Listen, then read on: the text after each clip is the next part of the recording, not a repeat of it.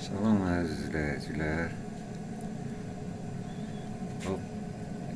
Kombilər Esenjorun sayına görə iki cür olurlar.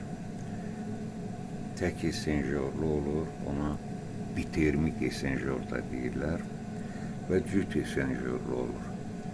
Burada bitermik deyil, tək esenjorludur, bu qırışqanın altındadır. Bu isə ikinci esenjordur, hansına ki bala esenjor da deyirlər. Bu bala esenjor. Bitermiklərdə boruların qoşa boru olur və dörd ucluğu olur da, dörd birləşmə yeri. Dörd borulu da deyirlər bəzən. Əslində iki borudur, hərəsinin iki ucu. Bu kombilərdən mənim heç xoşum gəlmir. Onun bir cəhəti nədir ki, su cod olarsa, mütləq mövsümdə bir dəfə bu yuyulmaq tələb eləyir. Çox təmiz su olan yerdə tutaq ki, 2 mövsümdə işləyər. Amma bu baxımdan bu qüsurludur mənim aləmimdə. Ona görə mən bitermik esenjorlara üstünlük verirəm.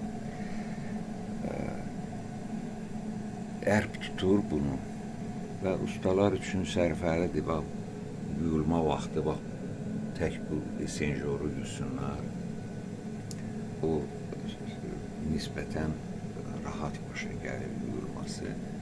Ona görə də bəzi ustalar bunu tərifləyirlər ki, iki esenjorlu yaxşıdır.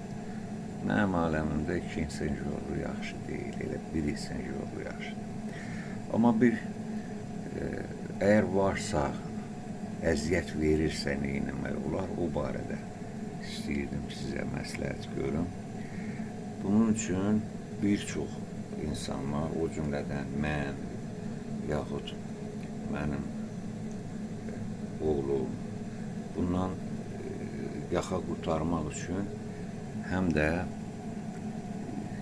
qızdırıcıdan, pitimnutka ki deyirik, qaz qızdırıcısından istifadə edir. Yay vaxtı adam var ki, qızdırıcını qoşur, qış vaxtı o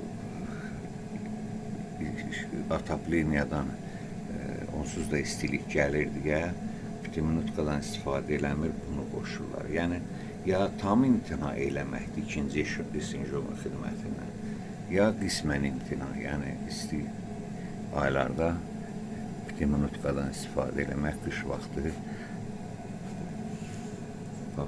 həm kombidən. Deməli, bu esenjor ki var, yuyulması rahatdır, amma tez-tez ərp bağlayır. Yəni, qüsur budur. Tez-tez ərp bağlayır, yuyulması da rahatdır. Bu da onun müsbət tərəfidir ki, yuyulması rahatdır.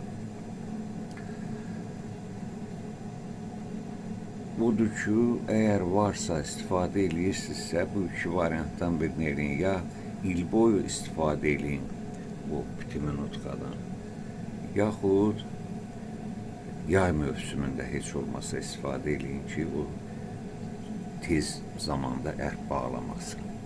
Ən çox da ərp bağlama prosesi yayda çox gedir. Çünki hava istidir, tez qısa bilir, ərplənmə də biraz sürətli gedir. Bunu demək istəyirdim. Sağ olun, sağlıqla qalın. Suallarınız olsa yazın. Abunə olun ki, daha çox məlumatlı olasınız. İndi elə bir zaman gəlib ki, insan özü heç olmasa bu mürəkkəb texnikanın quruluşu haqqında elementar məlumatları olsun. Sağ olun.